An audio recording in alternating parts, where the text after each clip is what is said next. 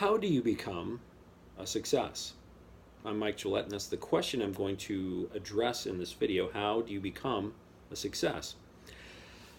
I think the first thing one needs to do is understand that success is not a fixed state, it's not a fixed place. Success is something that you get to define. And that's an important realization. You get to determine the parameters of what success means for you. And why that's important is because success is not about chasing other people's idea of what success is. It means defining it and then plotting your course towards it and then moving relentlessly after it. You get to define success. Point two, success is hard because success should be hard. There is a quote from Plato I'm very partial to. It's a very simple one, and it's simply this: excellent things are rare. Excellent things are rare. And they should be rare. That's what makes them valuable. There's an intrinsic value in things like gold because of its rarity, its uniqueness. And success should be that. It should be something special.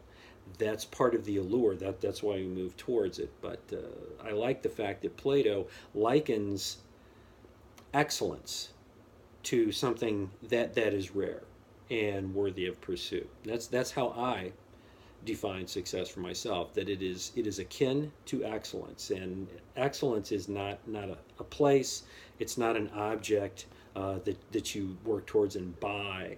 It's more a state of being. So excellence, like success, is rare. Excellence should be hard. It should be difficult. It should require something of us. So point one, success, you have the luxury, in a sense, really the responsibility to yourself to define it. Point two, it should be hard. Point three, don't talk, do. Don't talk, do. Lots of people talk about success. Lots of people buy books, they go to workshops, they watch videos online. They're conversant in the semantics of success, in the terminology of achievement. They're very good at talking. Not that many people actually execute, actually do. So don't be good at just talking, be good at doing, be good at the execution. Some years back, I was working on a large training project, and my boss was a former commander in the military unit known as Delta Force, or the unit. It's top secret, but everyone knows it exists. It's the Army's counterterrorism unit. It's the most elite military unit basically on the planet. He was one of its commanders. He was used to success. He was used to excellence. We had a meeting, and during the meeting, several of his staff, myself included, were presenting options for him.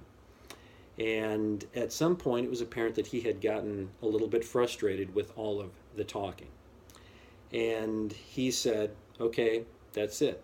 We've had enough great effing ideas. What we need now is violent execution.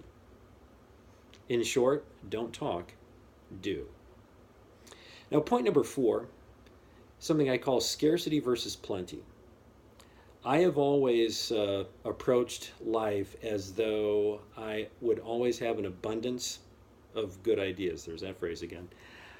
Rather than a limited supply of them. I never saw my ideas or my insights or my skills as something that were in short supply. I always saw them as something that existed as an abundant resource. And this would come up from time to time.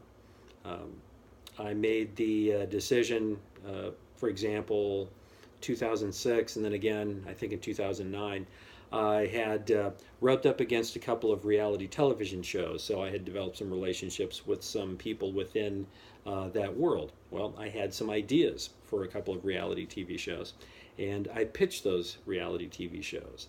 And people said to me prior to that, they can just steal those ideas and run with them. And I thought, yeah, but if they like the idea and they like the idea of me being connected to the idea, then I'll have an opportunity to do that, to be a part of that project. They can steal ideas all day. I'm just going to have more ideas. Interestingly, both ideas were in fact stolen. Both were made into television programs. One was overseas in Asia, but the other one was in a U.S. market, and it was my idea, but I didn't have any TV experience to speak of at that time, so they put some other more established people in the host role, and the show rolled out and ended up not doing particularly well. But the point of that is simply, I don't worry about running out of things to do, things to pursue. I believe that there's not a scarcity of resources or ideas within myself. I see myself as being a person of plenty. I have an abundance of those things. So it doesn't intimidate me to throw ideas out in the marketplace, because there have been times where I've been very fortunate indeed. And had I not had a level of comfort with that, with the idea that, well, if this doesn't work, I'm done. I'm just through. There's nothing left. I've never thought that way. Consequently, my mind doesn't act that way. And because my mind doesn't act that way, I seem to have an abundance of ideas. And point number 5, and this may seem cliche, but success is not a place. It's not a terminal objective. You don't suddenly arrive, at the end of the rainbow and there it is, the land of success. It's not a place. It's a way of life. It's a way of conducting yourself. The most important thing you can do to be successful, to be a success, is to decide that that is how you're going to live your life. Pursuing being a success. Pursuing something that is profoundly unique to you, profoundly personal, that you are profoundly passionate about. You have defined the parameters. You have created the definition of what that is.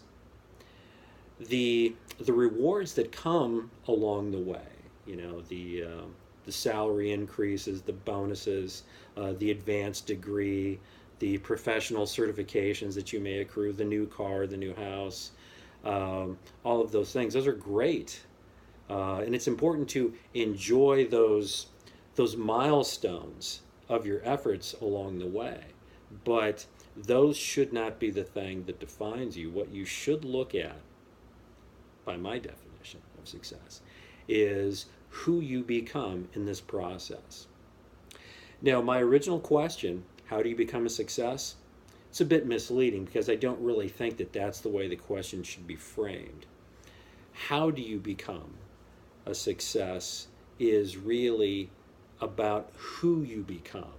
You don't become a what. You don't become a thing. You're not a list of accomplishments. You are not a resume walking around.